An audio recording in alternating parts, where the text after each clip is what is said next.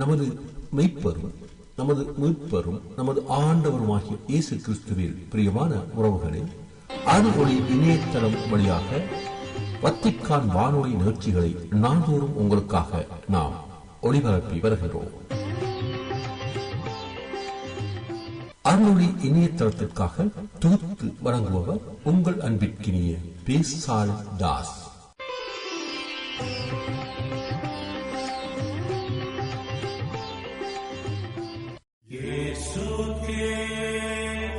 லவ்தேத்தூர் இயேசுஸ் கிறிஸ்துஸ். இயேசு கிறிஸ்துவுக்கு புகழ். தமிழ் கூறும் நல்லுலகில் வாழும் அனைத்து அன்பு உள்ளங்களுக்கும் வத்திக்கான் வானொலியின் வணக்கம். இறைவன் உங்கள் உள்ளத்தையும் இல்லத்தையும் தன் அன்பாலும் அருளாலும் அமைதியாலும் இன்றும் என்றும் நிரப்புவாராக.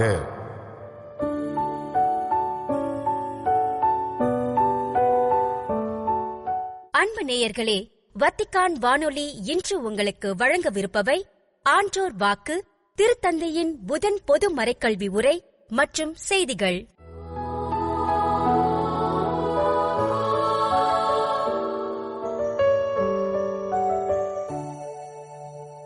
ஆன்றோர் வாக்கு.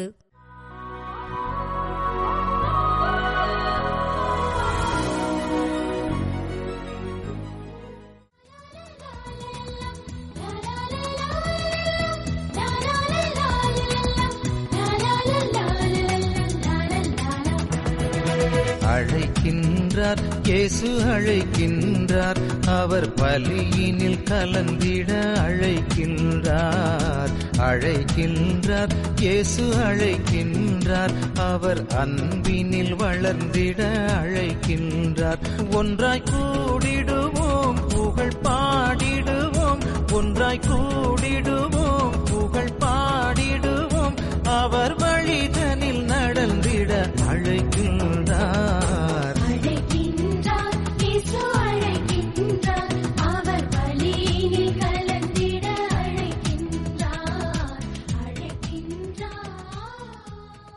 ஆன்றோர் வாக்கு என்ற இந்த சிந்தனை தொடரிலே இன்று உங்களுக்கு முன்னால் ஒரு சிறிய சிந்தனையை படைக்க விரும்புகிறேன்.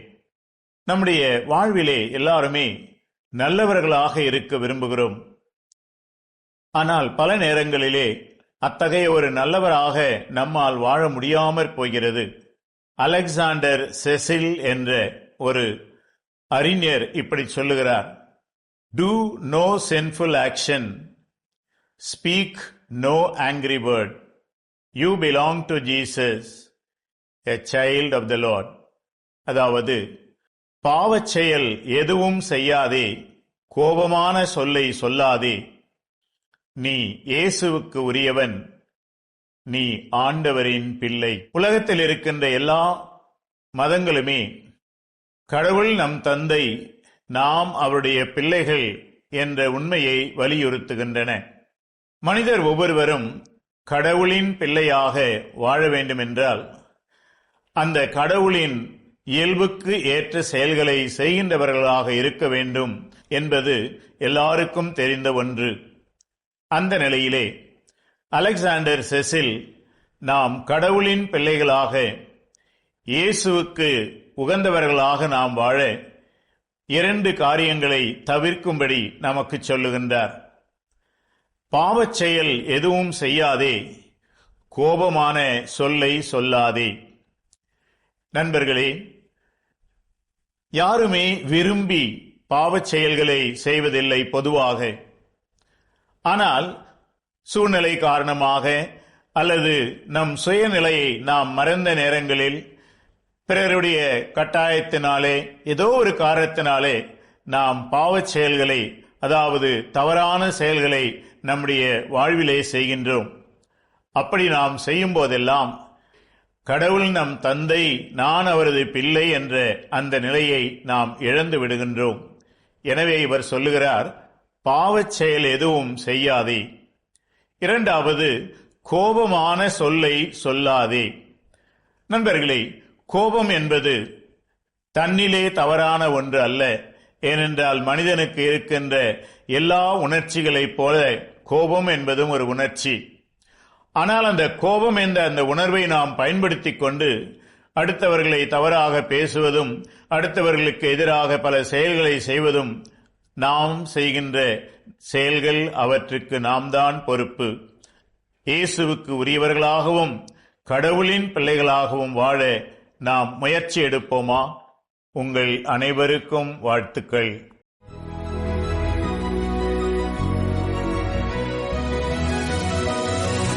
திருத்தந்தையின் புதன் பொது மறைக்கல்வி உரை. ஜூன் 24 புதன்கிழமை வத்திக்கானின் புனித பேதுரு பெருங்கோவில் வளாகத்தில் சரியாக காலை 10 மணிக்கு தனது புதன் பொது மறைக்கல்வி உரையை திருத்தந்தை 14ஆம் லியோ அவர்கள் தொடங்கினார். கோட்பாடு, அமைப்பு விதி தொகுப்பு, மக்களினங்களின் ஒளி என்ற திரு அவை பற்றி 2ஆம் வத்திக்கான் பொதுசங்க ஆவணத்தில் திருவழிபாடு பற்றிய கொள்கை விளக்க ஆவணத்தை பற்றிய சிந்தனைகளை திருப்பயணிகளுடன் திருத்தந்தை பகிர்ந்து கொண்டார். முதலில் திருத்தூதர் பவுல் கொரிந்தியருக்கு எழுதிய முதல் திருமுகத்திலிருந்து இறை வார்த்தைகள் ஆங்கிலம், இத்தாலி மற்றும் பல்வேறு ஐரோப்பிய மொழிகளில் வாசிக்கப்பட்டன. இப்போது வாசகத்திற்கு செவிமடுப்போம். உடல் ஒன்றுதான், ஆனால் அதற்கு பல உறுப்புகள் உள்ளன. உடலின் உறுப்புகள் பலவாக இருந்தாலும் அவை அனைத்தும் சேர்ந்து ஒரே உடலாக இருக்கின்றன. அதே போலவே கிறிஸ்துவும் இருக்கிறார். நீங்கள் கிறிஸ்துவின் உடலாக இருக்கிறீர்கள். ஒவ்வொருவரும் அந்த உடலின் தனித்தனி உறுப்புகளாக இருக்கிறார்கள். இது ஆண்டவரின் அருள்வாக்கு. இறைவனுக்கு நன்றி. இறைவார்த்தை வாசிப்புக்கு பிறகு திருத்தந்தை தனது புதன் பொது மறைக்கல்வி உரையை தொடங்கினார். Proseguiamo le catechesi sui documenti del Concilio Vaticano II, oggi in particolare sulla Costituzione Sacrosanctum Concilium, sulla liturgia. Quando Sant'Agostino vuole spiegare ai nuovi battezzati il mistero del corpo di Cristo, riprende il passo di San Paolo che abbiamo ascoltato. Voi siete corpo di Cristo e ognuno secondo la propria parte sue membra. E aggiunge: è il vostro mistero che ricevete. A ciò che siete voi rispondete Amen. E la vostra risposta è come la vostra firma. Vi si dice il corpo di Cristo e voi rispondete Amen. Siate dunque membro del corpo di Cristo, perché il vostro Amen sia vero. Siate ciò che vedete e ricevete ciò che siete. Subito dopo aver rievocato l'ultima cena di Gesù, la Costituzione sulla liturgia parla dell'Eucaristia con questi accenti agostiniani. Per i cristiani, prendere parte alla mensa del Signore significa infatti essere formati dalla parola di Dio, ristorarsi alla mensa del corpo del Signore, rendere grazie a Dio. E ricevendolo nella sua parola e nell'Eucaristia, che diventiamo ciò che riceviamo. Diventiamo il corpo di cui il capo è il Cristo risorto, assiso alla destra del Padre, il quale ci prepara un posto nei cieli. L'Eucaristia è così il sacramento del regno che viene. அன்புள்ள சகோதர சகோதரிகளே, காலை வணக்கம். உங்கள் அனைவரையும் அன்புடன் வரவேற்கிறேன். புனித அகுஸ்தினார் புதிதாக ஞானஸ்தானம் பெற்றவர்களுக்கு கிறிஸ்துவின் திருவுடலின் மறைபொருளை விளக்கும் போது புனித பவுலின் வார்த்தைகளை மேற்கோள் காட்டுகிறார். நீங்கள் கிறிஸ்துவின் உடல், ஒவ்வொருவரும் அதன் உறுப்புகள். பின்னர் அவர் கூறியிருக்கிறார், ஒவ்வொருவரும் அதன் உறுப்புகள் என்று அவர் கூறுகிறார். நீங்கள் பெறுவது உங்கள் சொந்த மறைபொருளையே. கிறிஸ்துவின் உடல் என்று சொல்லப்படும்போது நீங்கள் ஆமேன் என்று பதிலளிக்கிறீர்கள். ஆகவே உங்கள் ஆமேன் உண்மையானதாக இருக்க கிறிஸ்துவின் உடலின் உறுப்புகளாக இருங்கள். நீங்கள் காணும் கிறிஸ்துவின் மறை உடலாகவே வாழுங்கள். நீங்கள் வாழும் அந்த உண்மையையே நற்கருணையில் பெற்றுக் கொள்கிறீர்கள். இறுதி ராவுணவை நினைவு கூர்ந்த பின்னர் திருவழிபாடு பற்றிய கொள்கை விளக்க ஆவணம் திருப்பலியை இதே அகுஸ்தினாரின் எண்ணங்களோடு விளக்குகிறது. கிறிஸ்தவர்களுக்கு ஆண்டவரின் திருவிருந்தில் பங்கேற்பது என்பது இறை வார்த்தையால் உருவாக்கப்படுதல், ஆண்டவரின் திருவுடல் என்னும் உணவு மேசையில் ஊட்டமளிக்கப்படுதல், இறைவனுக்கு நன்றி செலுத்துதல் என்பதாகும். இறை வார்த்தையாலும் நற்கருணையாலும் கிறிஸ்துவோடு ஒன்றுபடும் நாம் அவரை போன்றவர்களாக மாற்றப்படுகிறோம். உயிர்த்தெழுந்த கிறிஸ்துவை தலைவராக கொண்ட திரு அவை என்னும் அவரது மறை உடலின் உறுப்பினர்களாக நாம் வளர்கிறோம். எனவே திருப்பலியில் வரவிருக்கும் இறையாட்சியின் அருள் அடையாளமாகும். அது விண்ணக தாயகத்தை நோக்கி செல்லும் நமது பயணத்தின் உணவாகும். இறைவன் எல்லாவற்றிலும் எல்லாமாயிருப்பார் என்ற நாளை நோக்கி அது நம்மை வழிநடத்துகிறது. திருப்பலியில் குரு மட்டுமல்ல, முழு திரு அவையும் அவரோடு இணைந்து பலியை ஒப்புக் கொடுக்கிறது. இந்த அர்த்தத்தில் திருப்பலி கிறிஸ்துவின் ஆன்மீக பலியாகும். அது இறைவனோடும் ஒருவரோடு ஒருவர் ஒன்றிணைப்பதற்கான பாதையாகும்.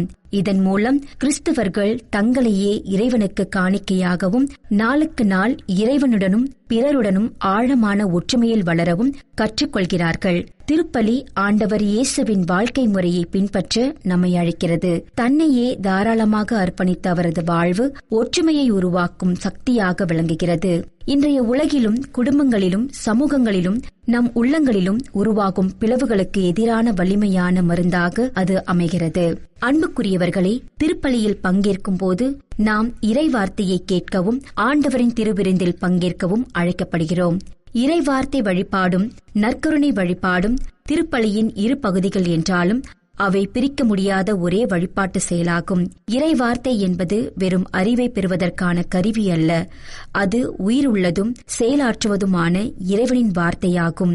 அந்த வார்த்தை நம்மை பாவத்திலிருந்து புதிய வாழ்விற்கு வழிநடத்துகிறது. நற்கருணையும் மறைநூலும் ஒன்றையொன்று விளக்குகின்றன. நற்கருணை மறைநூலை புரிந்து கொள்ள உதவுகிறது. மறைநூல் நற்கருணையின் மறைப்பொருளை வெளிச்சமிட்டு காட்டுகிறது. இரண்டாம் வத்திக்கான் பொதுச்சங்கம் இறைமக்கள் இறைவார்த்தையின் வளமான செல்வத்தை அதிகமாக பெறுவதற்காக மறைநூலின் பொக்கிஷங்களை விரிவாக திறக்க வேண்டும் என்று வலியுறுத்தியது. அதற்கான பலனாக திருவழிபாட்டிற்கான வாசக நூல் உருவாக்கப்பட்டது. அதில் திருவழிபாட்டில் பயன்படுத்தப்படும் அனைத்து மறைநூல் வாசகங்களும் தொகுக்கப்பட்டுள்ளன. திருவழிபாடு பற்றிய கொள்கை விளக்க 2ஆம் அதிகாரம் திரு அவை தந்தையரிடமிருந்து இன்று வரை பாய்ந்து வரும் திரு அவை மரபின் பெரும் நதியை நினைவூட்டுகிறது. அது கூறுகிறது, நம் மீட்பரான இயேசு கிறிஸ்து தாம் ஒப்படைக்கப்பட்ட அந்த இரவில் தமது உடலையும் இரத்தத்தையும் நற்கருணை பலியாக நிறுவினார். இதன் மூலம் சிலுவை பலியை தாம் மீண்டும் வரும் வரை காலம் முழுவதும் நிலைநிறுத்தவும் தமது அன்பு மனவாட்டியான திரு அவைக்கு தமது மரணம் மற்றும் உயிர்த்தெழுதலின் நினைவாக கையளிக்கவும் விரும்பினார். அது அன்பின் அருள் அடையாளம், ஒற்றுமையின் அடையாளம், அன்பின் பிணைப்பு, பாஸ்கா விருந்து. அதில் கிறிஸ்து பெறப்படுகிறார். ஆன்மா அருளால் நிரப்பப்படுகிறது. எதிர்கால மகிமையின் உறுதியும் அளிக்கப்படுகிறது. அன்பார்ந்த சகோதர சகோதரிகளே, இந்த இறை வாழ்வின் ஊற்றிலிருந்து நம்பிக்கையோடு பருகுவோம். நாம் கொண்டாடும் இந்த மறைப்பொருள் நம்மை மாற்றியமைக்க அனுமதிப்போம். இவ்வாறு தனது மறைக்கல்வி உரையை திருத்தந்தை நிறைவு செய்தார். இறுதியாக இயேசு கற்பித்த இறைவேண்டல் ஜெபத்திற்கு பிறகு அனைத்து திருப்பயணிகளுக்கும் தனது திருத்தூது ஆசிரை வழங்கினார்.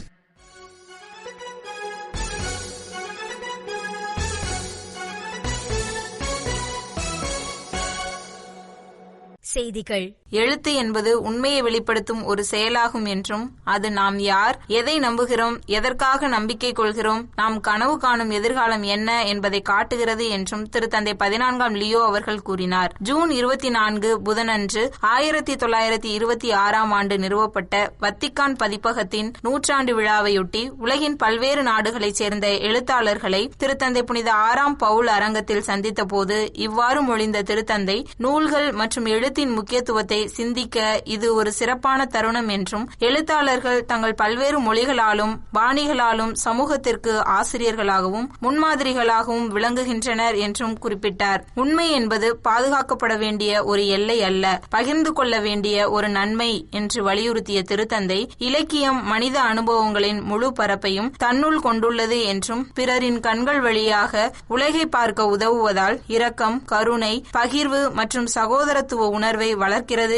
என்றும் எடுத்து காட்டினார். உண்மையை தேடும் இந்த பயணத்தில் இறைவனோடும் அயலாரோடும் நடத்தும் நேர்மையான உரையாடல்களில் உண்மை நமக்கு வெளிப்படுகிறது என்றும் திருத்தந்தை சுட்டிக்காட்டினார். மேலும் கதாபாத்திரங்களை உருவாக்கும் எழுத்தாளர்கள் மனித வாழ்க்கையின் பல்வேறு பரிணாமங்களை வாசகர்கள் அனுபவிக்க வழிவகுக்கின்றனர் என்று குறிப்பிட்ட திருத்தந்தை, மனித வாழ்க்கையின் ஆழமான உண்மைகளை தேடும் எழுத்து இறைவனின் இருப்பை உணரச் செய்கிறது என்றும், மனிதர்களின் கதைகள், உறவுகள் மற்றும் வாழ்வனுபவங்கள் வழியாக இறைவன் தம்மை வெளிப்படுத்துகிறார் என்றும் எடுத்து காட்டினார். இறுதியாக, எங்களுக்கு நீங்கள் தேவை என்று புனித 6ஆம் பவுல் கூறியதை எடுத்துக்காட்டிய திருத்தந்தை, சமரசம், நட்பு, சந்திப்பு மற்றும் அமைதியின் விதைகளை விதைக்கும் பணியை எழுத்தாளர்கள் தொடர வேண்டும் என்று ஊக்குவித்து அவர்களுக்கும் அவர்களது குடும்பங்களுக்கும் திருத்தூது ஆசிரை வழங்கி தனது உரையை திருத்தந்தை நிறைவு செய்தார். திருப்பலியின் போது அருள் பணியாளர்கள் மற்றும் திருத்தொண்டர்கள் மட்டுமே மறைவுரை நிகழ்த்த முடியும் என்பதை வழிபாட்டு முறை மற்றும்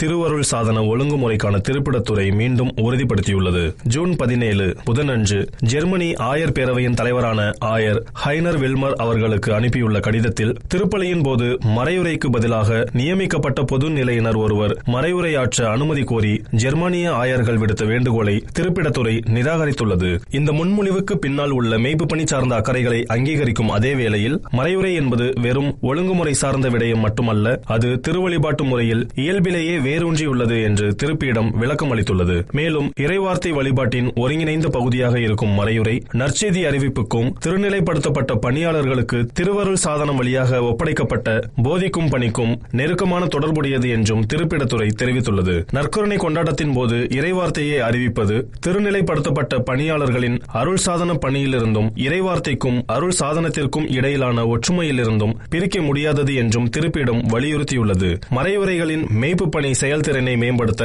அருள் பணியாளர்களுக்கு தொடர் பயிற்சியளிக்க ஊக்குவித்த அந்த கடிதம், திரு அவை சட்டத்திற்கு உட்பட்டு திருப்பலிக்கு வெளியே பல்வேறு சூழல்களில் பொதுநிலை நம்பிக்கையாளர்கள் நற்செய்தியை அறிவிக்கவும் போதிக்கவும் முடியும் என்பதையும் குறிப்பிட்டுள்ளது. திருத்தந்தை 14ஆம் லியோ அவர்களின் தலைமையில் ஜூன் 26 மற்றும் 27 ஆகிய தேதிகளில் இடம்பெறவுள்ள கர்தினால்களுக்கான சிறப்பு கூட்டத்திற்கான நிகழ்ச்சி நிரலை திருப்பிட செய்தி தொடர்பகம் வெளியிட்டுள்ளது.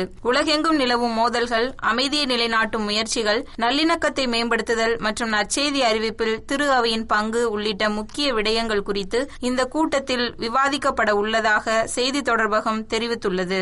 ஜெபம், மௌனம், சிந்தனை, குழு விவாதங்கள் மற்றும் பொது அமர்வுகள் கொண்ட ஆயர் மாமன்றத்தின் வழிகாட்டுதலின்படி நடைபெறும் இந்த ஆலோசனை கூட்டத்தில் கர்தினால்கள் 20 குழுக்களாக பிரிந்து பணியாற்றுவார்கள் என்றும், கூட்டம் முழுவதும் ரகசிய தன்மையை பேணுவார்கள் என்றும் திருப்பிட செய்தி தொடர்பகம் தெரிவித்துள்ளது. வரும் ஜூன் 26 வெள்ளியன்று புனித பேதுரு பெருங்கோவிலில் இடம்பெறும் திருப்பலியுடன் தொடங்கும் இந்த கூட்டத்தில் 4 சிந்தனை அமர்வுகள் இடம்பெறும். முதல் அமர்வானது நாம் எந்த மாதிரியான உலகில் நற்செய்தியை அறிவிக்க அழைக்கப்பட்டுள்ளோம் என்ற தலைப்பிலும், 2வது அமர்வு அதிகார கலாச்சாரம் மற்றும் அன்பின் நாகரிகம் குறித்தும் திரு அவை தலைவர்கள் சிந்திக்க உள்ளனர். ஜூன் 27 சனிக்கிழமை அன்று சமூக பிளவுகள் மற்றும் உள்ளூர் மற்றும் உலகளாவிய திரு அவைகளின் பங்கு ஆகியவற்றில் கவனம் செலுத்தி பொது நலனை உருவாக்குதல் என்ற தலைப்பில் விவாதங்கள் தொடரும்.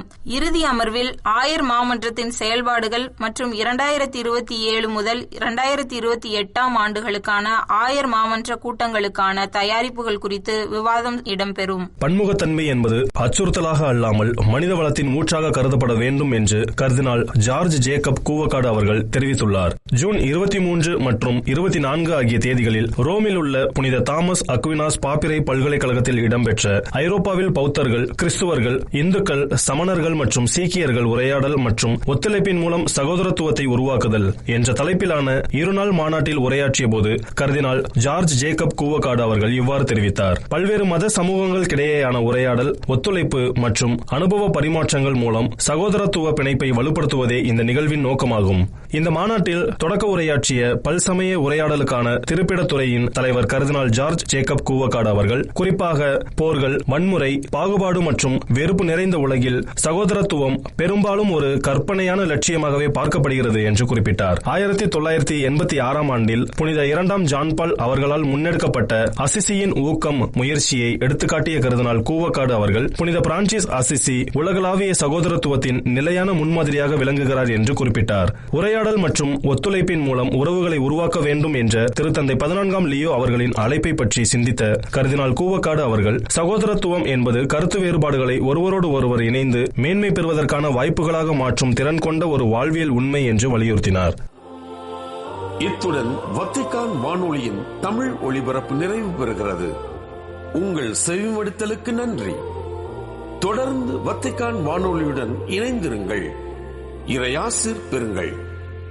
இதுவரையும் நீங்கள் செவியுற்றது வத்திக்கான் வானொலியின் இன்றைய நிகழ்ச்சிகள். மீண்டும் மற்றொரு வத்திக்கான் வானொலி நிகழ்ச்சியில் உங்கள் அனைவரையும் சந்திக்கும் வரை அன்பு விடைபெற்றுச் செல்வது உங்கள் அன்பின் பேசாலை தாஸ்.